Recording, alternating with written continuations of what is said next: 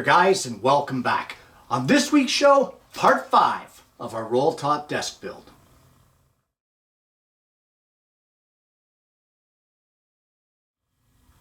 Well, we finished off last week's show with the absolute destruction of my brilliant anti-clutter idea.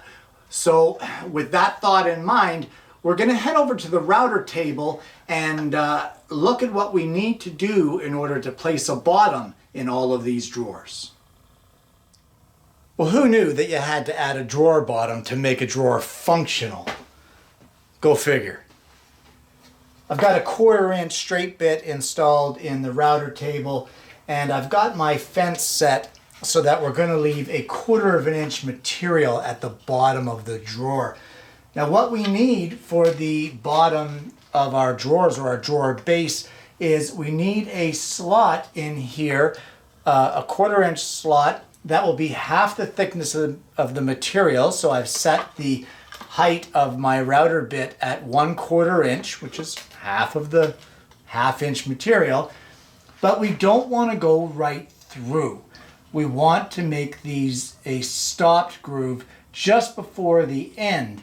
That way, when this whole thing goes together, you're not going to see that groove sticking out either the back, the front, or the sides of any of your drawer pieces. So I've got stop blocks here at either end, and we're just going to, you've seen me do it before, we're going to lay our piece there, make sure that you're routing the inside, lower it down onto the spinning bit. Once we're comfortable that it's fully seated, going to run it all the way to the other end till it contacts that stop block, and then raise it up off the bit and remove it to get our groove.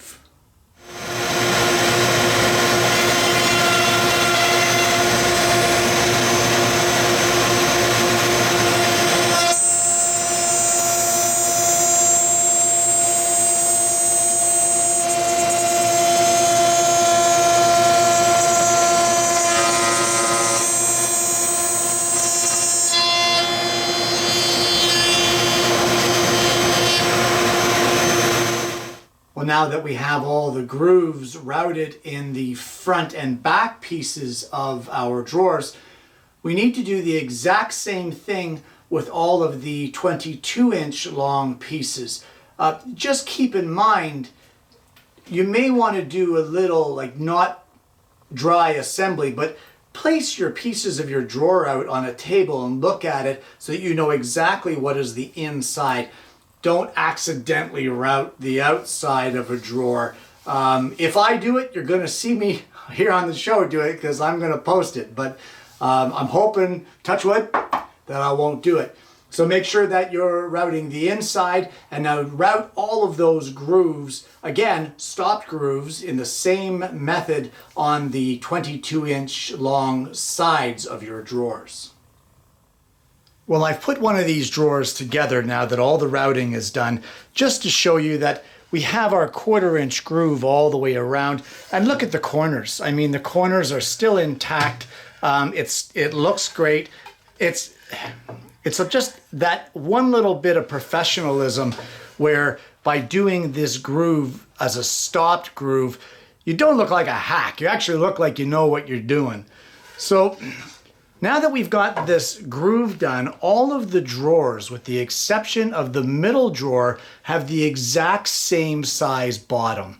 So put one of these drawers together, check it for square, make sure everything's good, take your measurement, length and width, and add a 1/2 inch onto each of those measurements, and cut some 1/4 inch ply for the base or the bottom of these drawers, you know, to make it functional.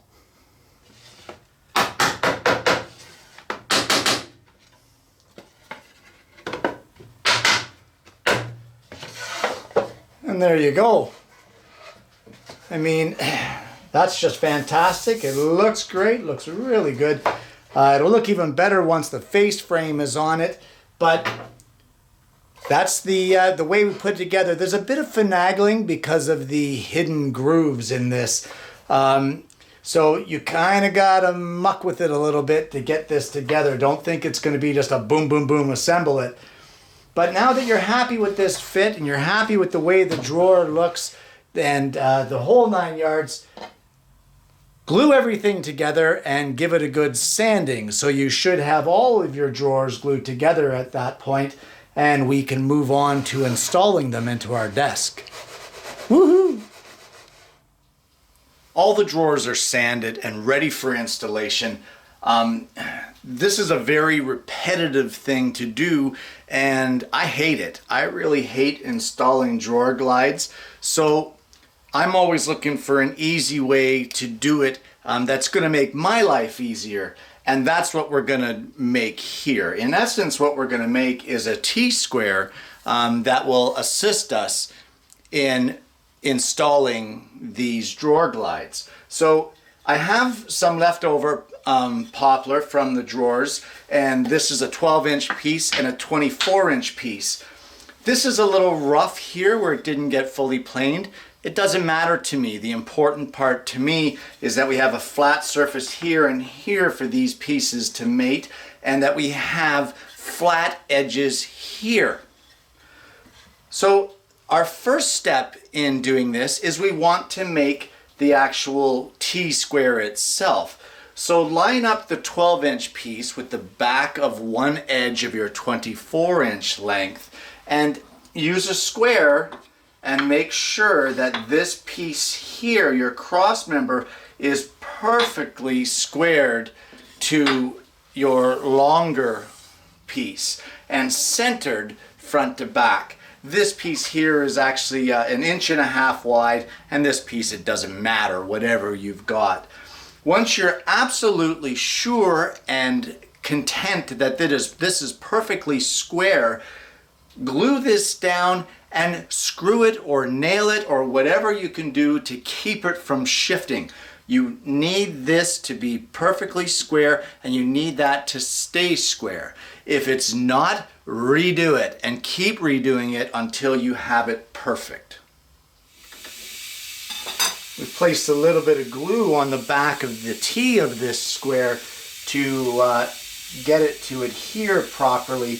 We've also placed a center line here and down the whole length of the 24-inch piece. That line on this piece here is imperative to completing the jig for the installation.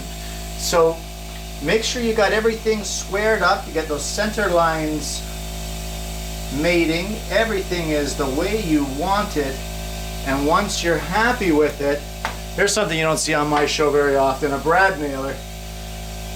But once you're happy with it, shoot a couple brads in just to hold it in place. I'm going to shoot one in here now just to hold it for now, and then I'm going to adjust.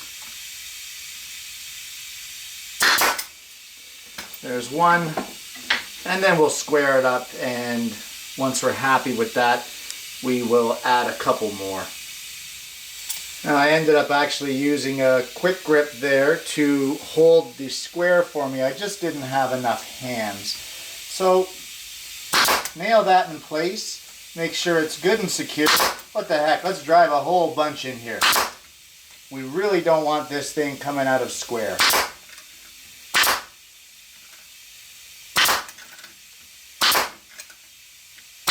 Well, there's overkill for you. Now, I used 1-inch brads, so I'm going to flip this over and we're going to hammer them over on the other side just so they're not sticking out. Oh, and before you guys mention, no, I didn't nail it to my bench. I actually have a shim here and have it raised so that it didn't nail to my bench. See, I think about it. Now I'm using 100-pound full extension self-closing glides, and we want to separate your piece here that goes into the drawer, and we're left with this section here. Now the instructions for the installation of this says that this unit here needs to be 3/16 of an inch back from the edge of your face frame. So this here, when we install, will be at the edge of our face frame. So I've got a 3/16 setup block And we're just going to place that there, slide this into place just like this. We're going to line it up on our center line, and once we get it lined up, we're going to mark all of our slotted holes along the length of this glide. Now that you have those holes marked, carefully center punch them and drill a pilot hole through each one. For this, I'm probably going to use a 3/32 bit, and then we're going to screw a number 6 screw through the back side of each one of these just enough so that it protrudes probably about 1/16 of an inch out through these holes.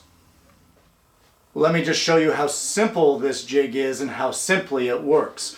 I've extended the center line around the back of our jig, and I've extended the center line of each of our support rails to the face frame of our cabinet.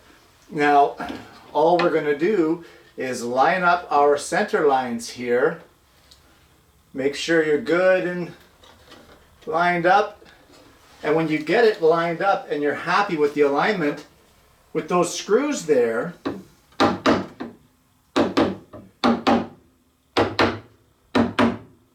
just give it a tap.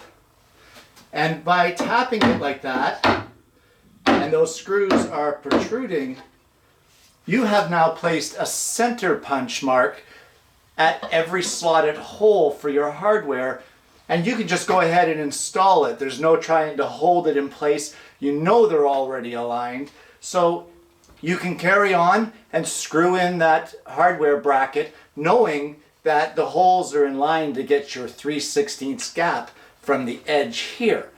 So I'm going to install all of these sections in this one drawer to show you, and then I'll show you how to install the drawer itself. Well, now it's time to mount our rails on our drawers. And if you remember, each of our drawers are 1/2 inch shorter or smaller than the height of our face frame opening. So if we were to mount this in the dead center as we did our actual drawer rails, we would end up with a 1/4 inch gap on top and bottom of these drawers. Well, I would actually rather have a taller gap at the top and a smaller gap at the bottom, like a 1/8 at the bottom. So for that reason, instead of placing them dead center, I'm going to have them 1/8 of an inch higher. So for this drawer here, being 2.5 inches in width here, or height, depending on how you're looking at it, your center mark would be at 1 1/4. But because I want it to be 1/8 of an inch lower, I'm going to pump that up a bit, and I'm going to mount these rails at 1 3/8 from the bottom. So I'm just going to draw a line at that dimension. I'm going to lay my rail down on top of the drawer. The instructions for these particular drawer glides require a 1/8 of an inch setback from the front edge. So I will take that into account with a 1/8 inch setup block in the front end, lay it in place, mark my holes, screw it together, and then we can just slide the drawer into place.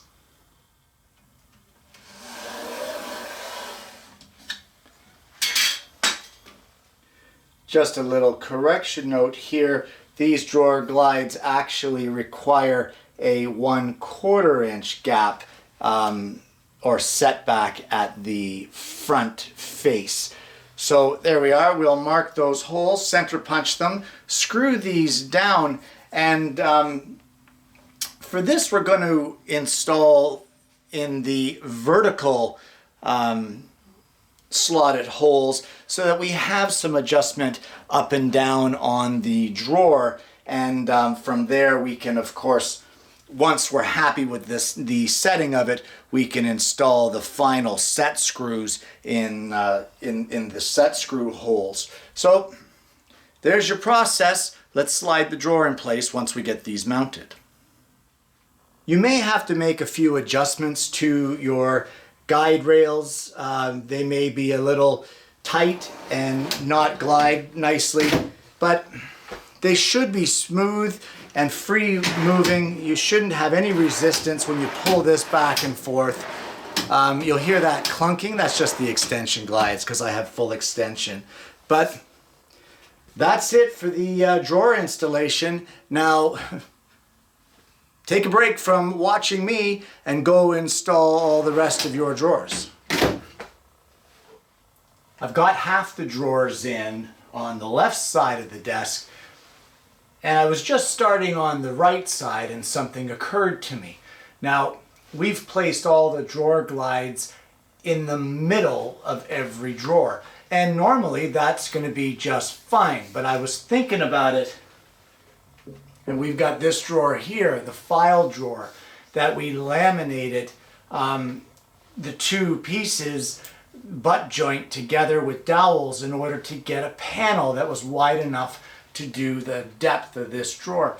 I really don't want that drawer glide in the middle too close to that lamination. So the drawer glide support on the right hand side, I'm actually going to lower it, and I'm going to bring it down to about halfway between the lamination point and the bottom of the drawer. So as if it was one of the, say, 3.5-inch drawers, that's going to be the mounting point. So if you see later in the build that those drawer glides are actually a little lower, that was the reasoning behind it. I want to get away from that lamination and have that bottom solid piece holding all the weight, not the top where the weight could be pulling down on the lamination. So there you go, something to think about if you ended up laminating for these drawers. Keep your drawer glide at the bottom half. Well, the supports for the center drawer need to be 1 inch thick, and that coincides with this front piece of your face frame for that drawer. Now, I was going to mill some 1 inch thick stock, but I have so much of this 1/2 inch, and these are just scrap pieces, offcuts from the drawers, that I think I should really use them up. So what I'm going to do is I'm going to laminate these together to get my 1 inch piece, and then we're going to install those just like this, centered on that drawer, just like we did with the other drawers, and we are going to complete the installation of this larger middle drawer on the desk. Well, that's all the drawers installed, including this center one. I don't know what kind of glides you guys have chosen, but I chose the self-closing where you get to the last 2 inches and it pulls it in by itself. It'll be a lot easier to open and close these once I get some hardware on here, but that's not until the face frames are done, and that won't be for a little bit yet. There's still adjustments to do on these drawers as far as their levels go. Some of them aren't quite flush to the face frames. I'm not concerned. There's plenty of room for adjustments in the hardware, and that can be done once the face frames are made. However, we're not going to get into the face frames just yet. I think the next thing that I'd like to work on for this desk is the writing boards. Now, the writing boards in this desk, just like the old school desks, they had a pull-out here, 3/4 of an inch thick, and that was your writing board. You know, you had a little note to write, you weren't working on the desk, you could scribble something over here. There's one on the left, there's one on the right, but they require support for the inside. So I think what we're going to start with is actually making the writing boards, and then from there we're going to work on the hardware. So let's get into what it is that we need to do in order to make these writing boards. Well, it's time to construct the writing boards, and they will go into these top 3/4 inch wide slots, and they're basically a flat board that goes front to back with a pull handle on the front that you can pull out to write your notes on and what have you. I tell you, I agonized over this as to what to build these out of, whether to use solid stock or something a little more stable like oak plywood. And I've decided that I'm going to go with the oak plywood and put edge solid oak around it. So the first thing we need to do is we need to get our plywood and figure out our dimensions. Well, I've cut these pieces of oak ply, and again, this was just some pieces that I had up in the rack, so I want to use them up. And I've cut these pieces here at 9.5 inches wide. Basically, the only reason I cut them that size is because they were a little bit bigger than that, and I just wanted to get a clean edge to work with, and 9.5 is where it ended up. These spaces here in the section for this tray, they're 11.25 inches wide. So we need to put our edge pieces of solid oak on the sides here in order to fur it out enough to reach that 11.25 inch dimension. Now, we don't want it perfect. We don't want it super, super tight. In fact, maybe a 1/16 of an inch less would be great. So what you can do is take the measurement of your width of your slot minus the width of your board, so 11.25 and in my case 9.5, and that leaves you with 1.25 inches. And if you have 1.25 inches and you divide that in half, that leaves you with 5/8, I believe. So you've got 5/8 now that you need on either side of this board to make it a tight fit, but you want to trim it back a little bit. So let's get some of that 3/4 offcut stuff that we've got. I'm sure you got tons of it left over, and we're going to cut some pieces 5/8 of an inch wide, and the length of these ended up to be 24 5/8. So we're going to duplicate that on our 3/4 oak at, you got it, 24 5/8 long. All right, so those trim pieces then, once you get them cut, they will get glued onto the edges of our writing trays like that. But don't do that yet, because we're not ready for that. We also need to cut a front piece. And for that, that piece is going to be made out of solid oak as well. It's going to be 12 inches wide, or long, I guess you'd call it, 2 inches wide, and 3/4 of an inch thick. So cut a couple pieces to that dimension and then come back and see me.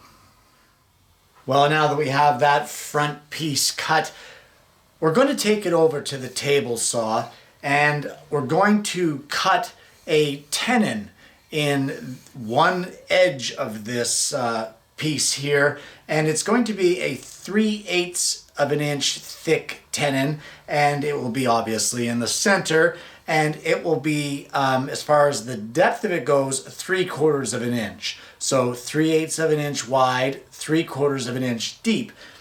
We're going to cut a mating mortise into the end of each of our writing boards, and that's how these handles, because that's what this is, a faceplate or a handle, are going to attach. So we will be gluing this in place with a mortise tenon. I know that there's actually a technical term for it when it's used like this, but I'm not going to get into it. And that will attach just like so, and then the excess of our tenon will get cut off the end. And then of course the handle shaped, etc., etc. So there's quite a bit more to do with this, but let's start with that tenon.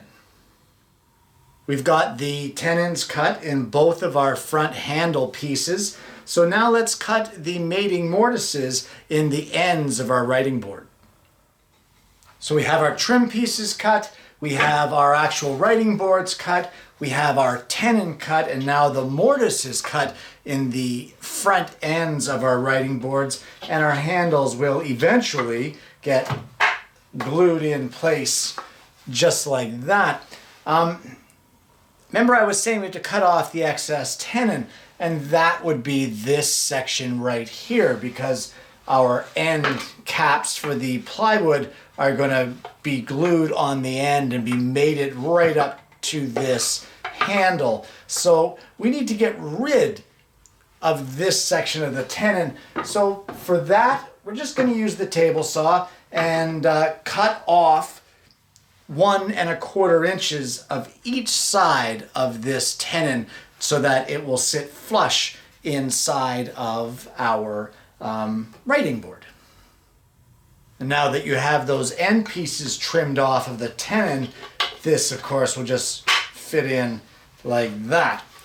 And your end cap trim pieces will go just like that to hide the tenon and of course the ugly ply. You don't want that ply showing, and this will just get glued down. But there's a few other things that we want to do to this writing board, and before these edge strips get glued on, I'd really like to route just a slight profile on the side, just round it over with even maybe just a 1/8 round over, just to soften that corner edge, and then it can be glued in place. But we also want to put a finger pull in the bottom of each one of these front handles. And I think we're going to go probably about 6 inches centered, and we'll get a cove bit in there and route out a finger hole.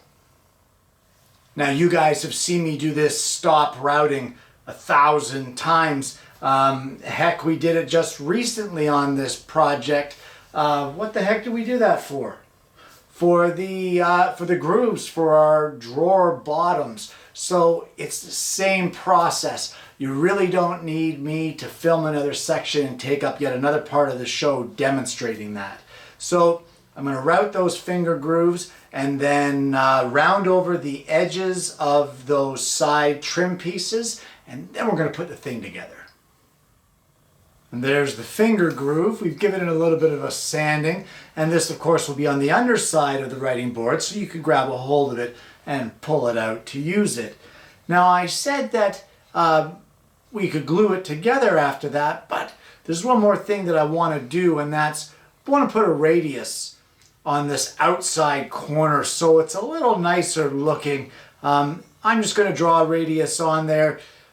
I'm just going by eye, so I don't see a radius anywhere on the plans. I'm going to choose one that looks good to me, cut it on the scroll saw, clean it up on the disc sander, and then I'm going to take that 1/8 of an inch round over bit and knock off the sharp edges that are on this this handle for it, as well as knock off the sharp edges on the side pieces, and then we can glue this piece here in place. And for that, we're just going to mark a center line on our pull and a center line on the writing board, line them up, glue them together. I'm going to let that dry overnight actually before I put the side pieces on, because I don't want to be shifting things when I'm clamping it together.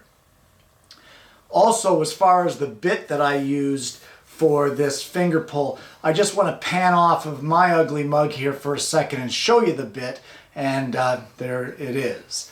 I'm not even sure what this bit is called. It's one of the ones in my arsenal, and I just used it for the finger pull. But just in case I didn't call it the right thing earlier, now you have a reference. Anyway, cut the profile and let's get this glued on to the front faces of our writing boards. Well, it's clamped up, and we just gotta wait. I mean, I've done the routing, given it a light sanding. I've got all of these side trim pieces all routed and ready to go. But like I said earlier, I don't want to put them on until this piece here is dried overnight. So I'm going to leave this for now. Well, it's 20 to 11 at night here, so I'm going to leave this for the night, and hopefully tomorrow I'll come back to it and we'll get those side strips glued in place, and then these writing boards, for all intents and purposes, will be completed. Well, we've got our writing board. I've got it set in the vise here. We've unclamped it. Everything is dried up overnight. Now it's time to attach our side trim pieces. So I'm just going to apply a nice even coating of glue here along the edge of our ply, and I'm going to sit our trim in place, and I'm going to shoot it in place with a couple brad nails.